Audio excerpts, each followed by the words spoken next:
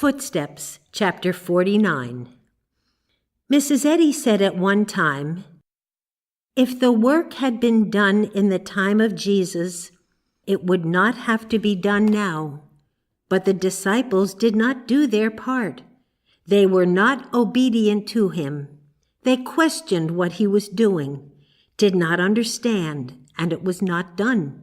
So it must be done now." What was the work Mrs. Eddy referred to that was not done in the time of Jesus and must be done now?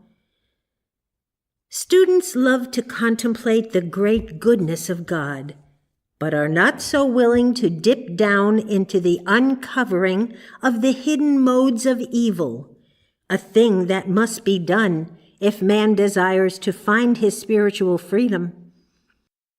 They would like to be translated now, without first having to fulfill the obligation of uncovering error's hidden ways.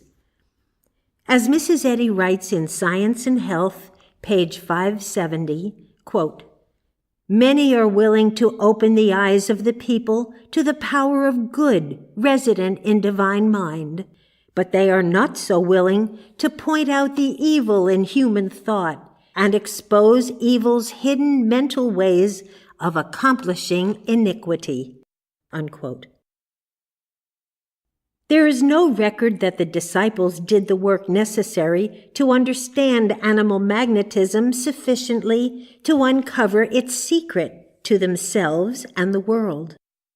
This painful task was left for Mrs. Eddy, and that it was a painful task may be gleaned from her statement in Miscellaneous Writings, page 222, quote, "I shall not forget the cost of investigating for this age the methods and power of error." Unquote.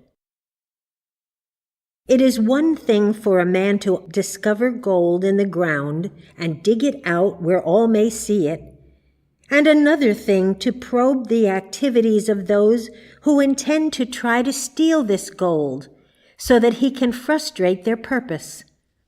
Great is the attainment of bringing man the true knowledge of God so that all may be blessed by it.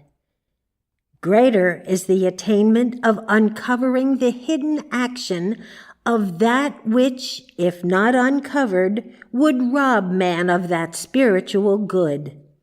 One might ask, of what value is a knowledge of God if it does not include the knowledge of how to protect it from the inroads of animal magnetism?